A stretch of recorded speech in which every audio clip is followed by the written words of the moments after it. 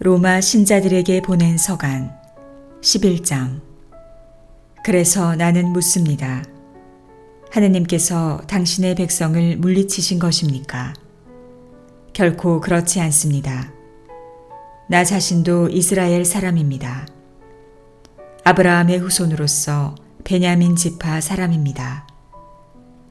하느님께서는 미리 뽑으신 당신의 백성을 물리치지 않으셨습니다. 여러분은 성경이 엘리야에 관하여 무엇이라고 말하는지, 엘리야가 하느님께 이스라엘을 걸어서 어떻게 호소하였는지 모릅니까? 주님, 저들은 당신의 예언자들을 죽이고 당신의 제단들을 헐어버렸습니다. 이제 저 혼자 남았는데 저들은 제 목숨마저 없애려고 저를 찾고 있습니다. 그런데 하느님의 대답은 어떠하였습니까? 나는 바알에게 무릎을 꿇지 않는 사람 7,000명을 나를 위하여 남겨두었다. 이와 같이 지금 이 시대에도 은총으로 선택된 남은 자들이 있습니다. 이렇게 은총으로 되는 것이라면 더 이상 사람의 행위로 되는 것이 아닙니다. 그렇지 않으면 은총이 더 이상 은총일 수가 없습니다. 그러면 어떻게 됩니까? 이스라엘 백성은 자기들이 찾던 것을 얻지 못하고 선택된 이들만 그것을 얻었습니다. 나머지 사람들은 마음이 완고해졌습니다. 이는 성경에 기록된 그대로입니다. 하느님께서는 그들에게 사람을 마비시키는 영을, 보지 못하는 눈을, 듣지 못하는 귀를 주시어 오늘날까지 이르게 하셨다. 다윗도 이렇게 말합니다. 그들 식탁이 그들에게 올가미와 덫이 되고 걸림돌과 응보가 되게 하소서. 그들의 눈은 어두워져 보지 못하고 그들의 등은 늘 굽어 있게 하소서. 그러면 내가 묻습니다.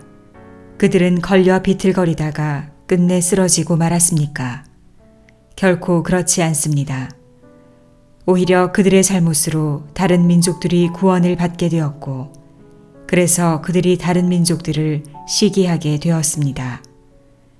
그런데 그들의 잘못으로 세상이 풍요로워졌다면, 그들의 실패로 다른 민족들이 풍요로워졌다면, 그들이 모두 믿게 될 때에는 얼마나 더 풍요롭겠습니까?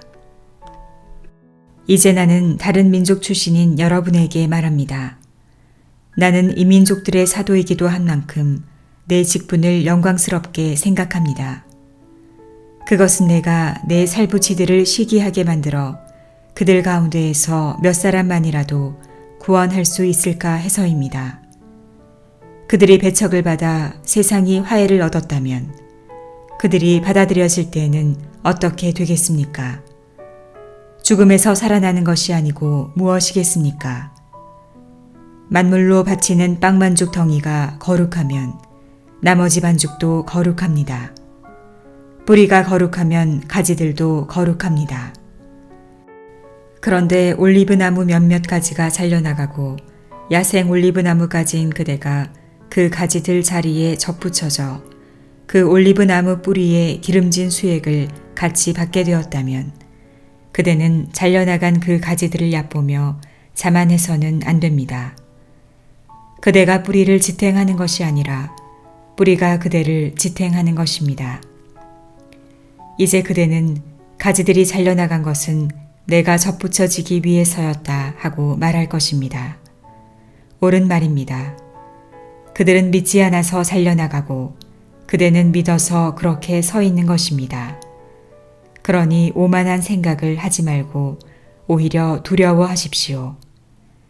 하느님께서 본래의 가지들을 아까워하지 않으셨으면 아마 그대도 아까워하지 않으실 것입니다. 그러니 하느님의 인자하심과 함께 준엄하심도 생각하십시오.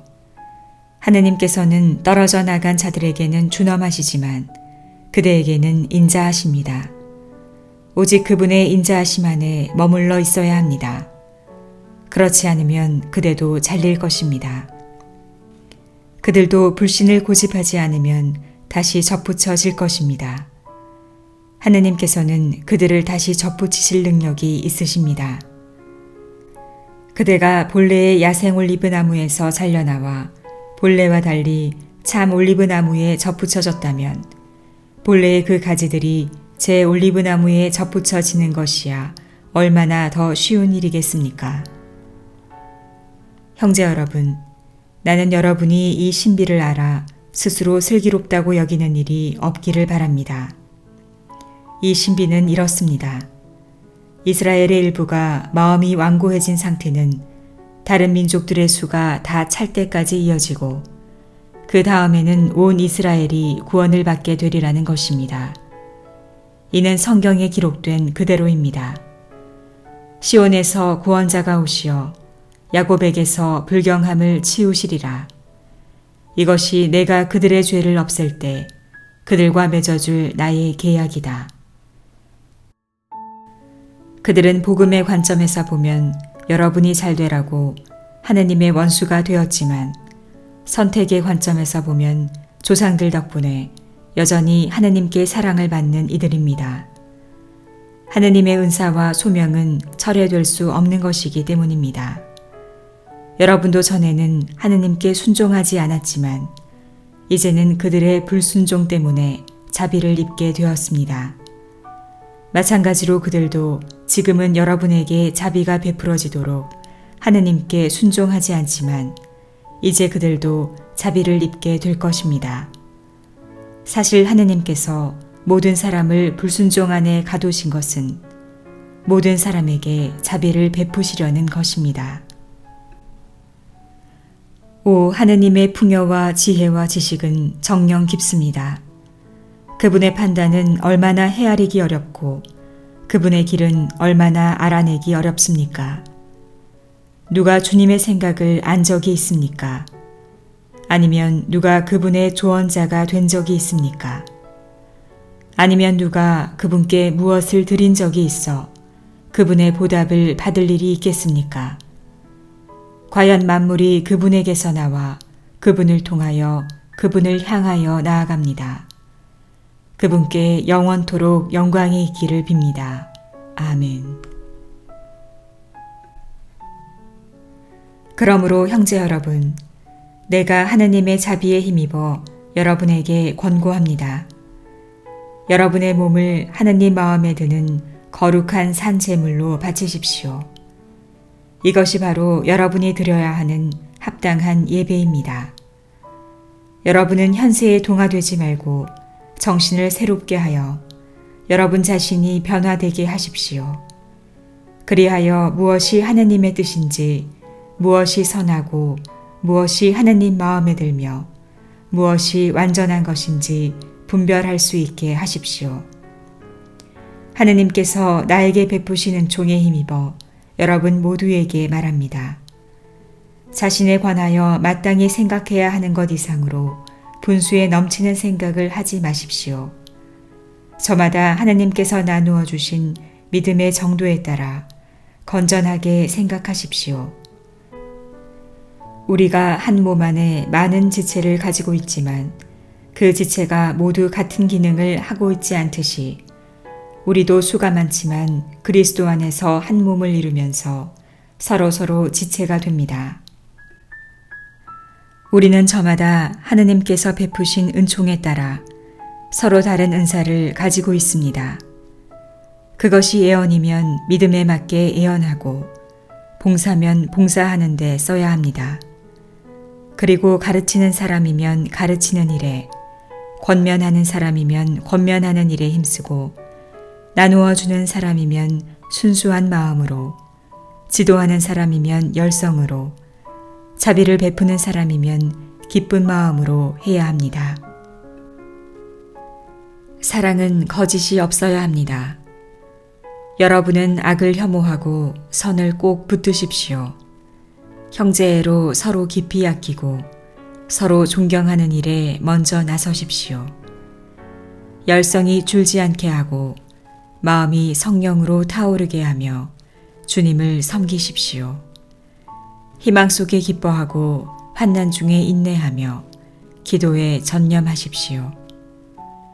궁핍한 성도들과 함께 나누고 손님 접대에 힘쓰십시오. 여러분을 박해하는 자들을 축복하십시오. 저주하지 말고 축복해 주십시오. 기뻐하는 이들과 함께 기뻐하고 우는 이들과 함께 우십시오. 서로 뜻을 같이 하십시오. 오만한 생각을 버리고 비천한 이들과 어울리십시오. 스스로 슬기롭다고 여기지 마십시오.